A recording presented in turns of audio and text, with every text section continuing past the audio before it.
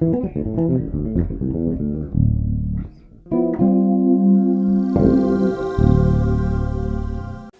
this is Joe Hubbard from JoeHubbardBassVideos.com coming at you today with another lesson.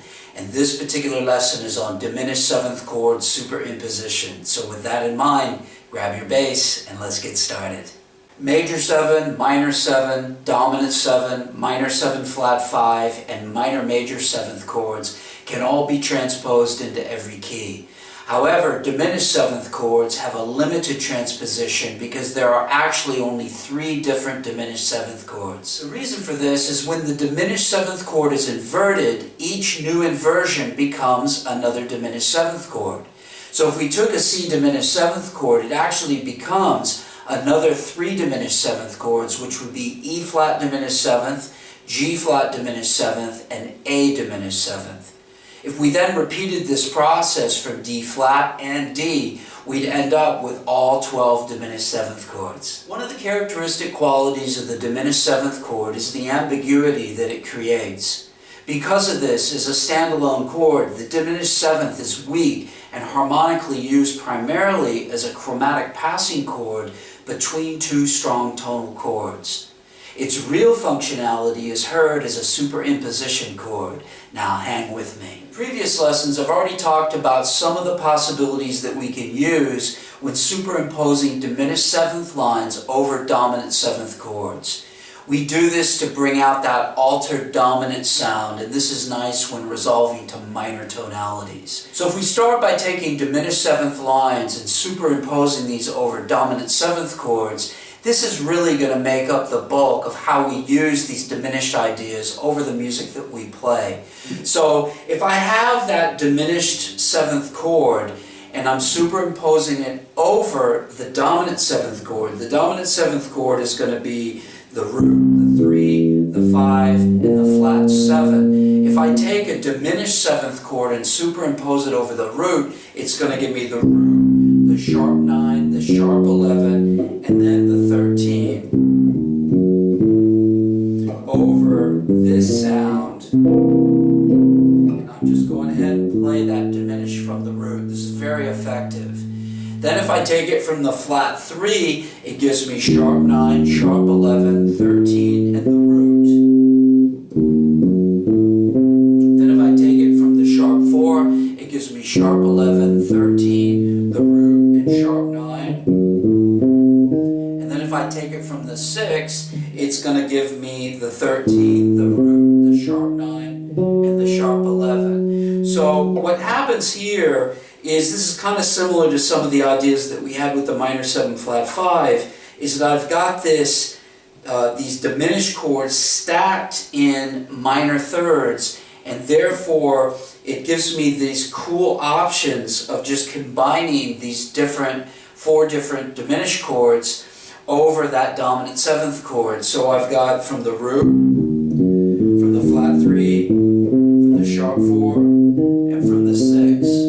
And again, I could play those all descending, or I could play them all descending. So I'm descending, back down, descending, back down, descending, back down, descending, back down. I can go ascending, descending, ascending, descending, and then I can go descending, ascending, descending, ascending. And right there, if you start to do that with the different keys, you've got a whole host of ideas that are very useful, and you can really stretch and make this stuff last. You get a lot of notes for your money there. So we can then do the same thing by starting from the flat 2, and this is going to be what we've really talked about in the past, is that you want to take a diminished 7th chord and bring it a half step above the root of the chord, and this gives you flat 9, the 3, the 5, and the flat 7. Okay, but because those diminished chords invert on each other, if I then start that on the 3, it'll be the same thing. So I've got the 3, the 5, the flat 7, and flat 9. I then start that on 5, I have 5, flat 7, flat 9, and 3, and then I I started on the flat 7, I've got the flat 7, the flat 9, the 3, and then the 5. So I can do all those same drills going flat 2, 3, 5, and then the flat 7 at, you know, the ascending, descending, ascending, descending. And then I can start to combine these. And when you do this, what's interesting is that you end up with this double diminished sound. Because what happens is that if I take the diminished scale, which is half step, whole step, if I'm thinking about it from the vantage point of the root of the dominant 7th chord. Okay, this is important because if I think of the diminished scale from the vantage point of the root of the diminished 7th chord, then it's a different scale, that's whole step, half step. But if I take it from the root of the dominant chord, this gives me this half step, whole step, half step, whole step, half step, whole step, half step, whole step sound. And if you analyze those notes, they're the exact notes that I've just given you for all of these chords. So now what I could do is play those diminished 7th chords from every degree of that scale. And that's basically what we've just gone through by playing it from the root, the flat 3, the sharp 4, the 6, the flat 2, the 3, the 5, and the flat 7. Because all of those notes are in the actual scale. I've got the root, the flat 2, the flat 3, the 3, I've got the sharp 4, I've got the 5, I've got the 6, and I've got the flat 7. So all of those I have there. And that's quite an interesting thing that you can really start taking a look at when you go through these things. So again, if I've got the diminished from here, I've got that diminished from here, from here, from here, from here, from the 6, from the flat 7, and then I'm back to the root, and I can do all those ascending, descending, ascending, descending, descending, ascending drills. And it really gives me a lot of bang for my buck. So what I really want you to do is spend the majority of your time in this lesson going through this diminished 7th over dominant 7th options. Do it in every key. These are your soft skill applications for this. Really understand how this is looking and how you can just take these chord tones and get a lot of mileage out of it.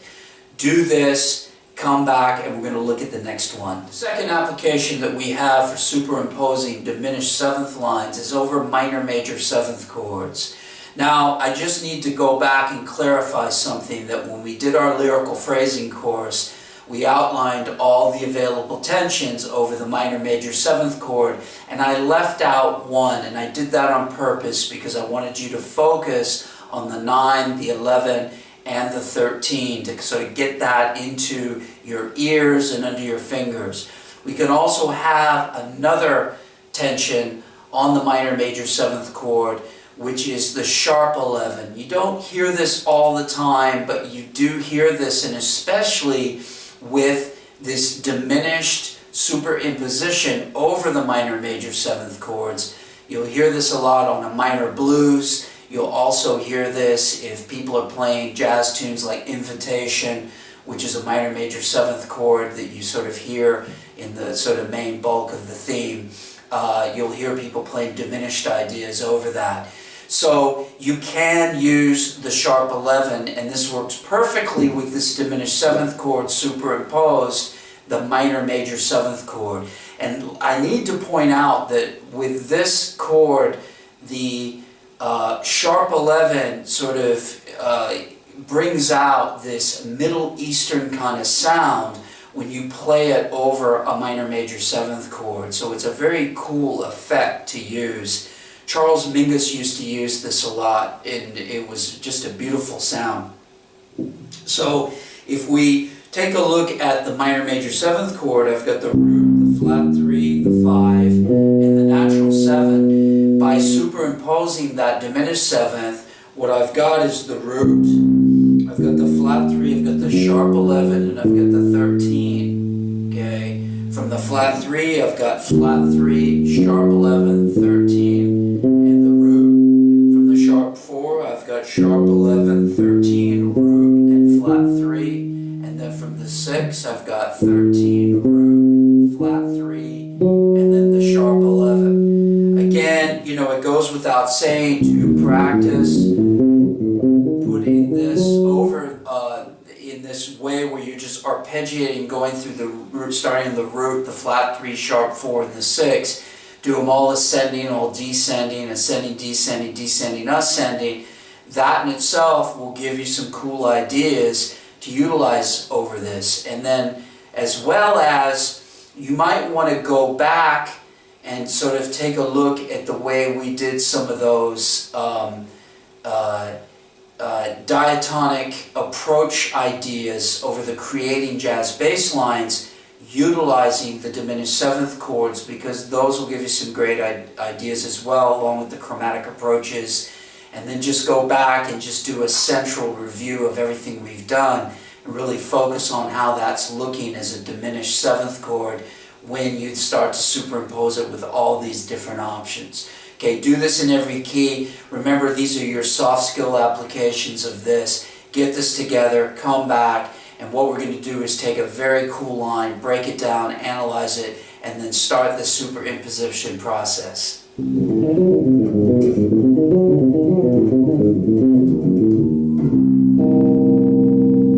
Okay, so let's examine the first bar of this line. This starts off with these sort of large intervallic leaps. We've got the root, the flat 5, the double flat 7, and then the flat 3. So that's the first 4 notes there. Then it jumps up to flat 5, flat 3, the root, and then the double flat 7. So that gives you some large intervallic leaps to play with, and technically this will be good for you to sort of look at and really problem solve what's going on here. Notice I'm figuring that, starting on the second finger, third, then 1, then 2, 2, 4, 1, and then 3. Then it goes chromatic from below, double above, chromatic from up below, and then back to the double flat 7, root, flat 3, and flat 5.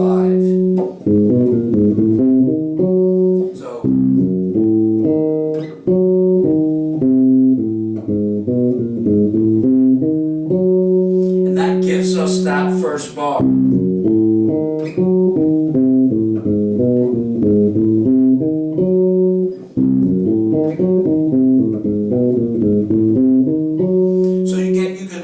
That first bar for a while, get that under your fingers, really understanding all the relationships of the analysis that we've just gone through.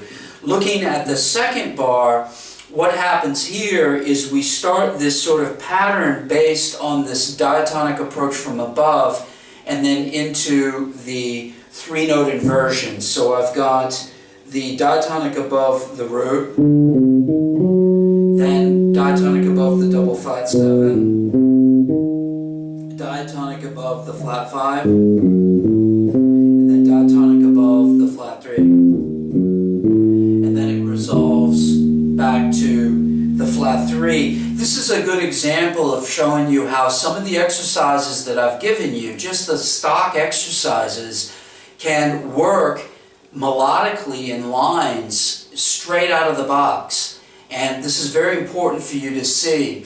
And I want you to start composing your ideas along these same lines, that you're taking fragments of what you've learned and you're putting it together using your ears and understanding how the sound of that is affecting what you're playing, and then write these cool lines out. You've got to start to do that. Remember, these all come from my own personal notebook, but I want you to start your personal notebook. So again, that diatonic from above, the root, the flat 7, the flat 5, the flat 3, and then it resolves on the flat 3 in the following bar. So if I put the whole thing together, I've got this.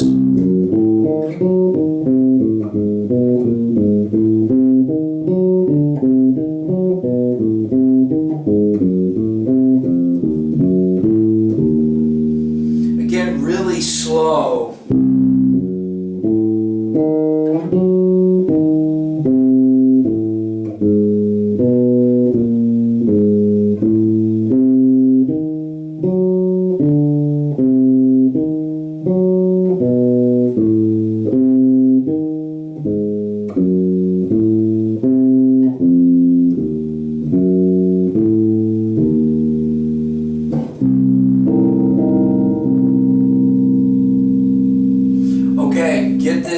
down, work it out in all keys, really go through it very slowly. The biggest thing that's going to give you the most problem in this is that opening line where you're going there, because you got that large intervallic leap, and that's a little bit tricky in the beginning. Follow all the technique principles that you've always gone through with your right and your left hand.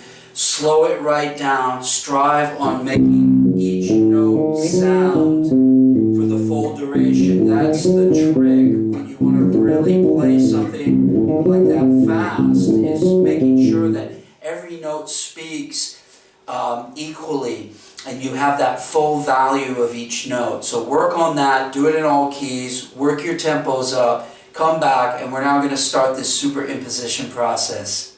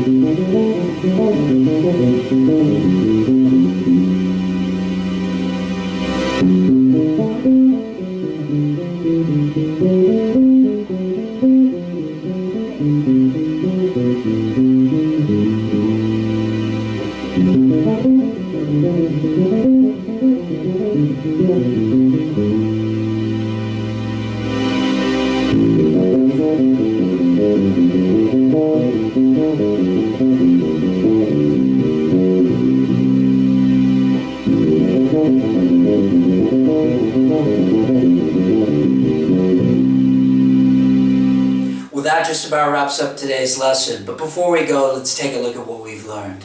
At the end of this lesson, you've learned how to superimpose diminished seventh chords over other chord types, how to use superimposition to highlight certain combinations of chord tones and tensions, how to analyze lines and break down the individual concepts that we've studied previously, and how to practice these ideas effectively over chord pad drones. As always, practice smart, work hard, and play creatively. I'll be checking in with you next week for Lesson 6, so until then, take care.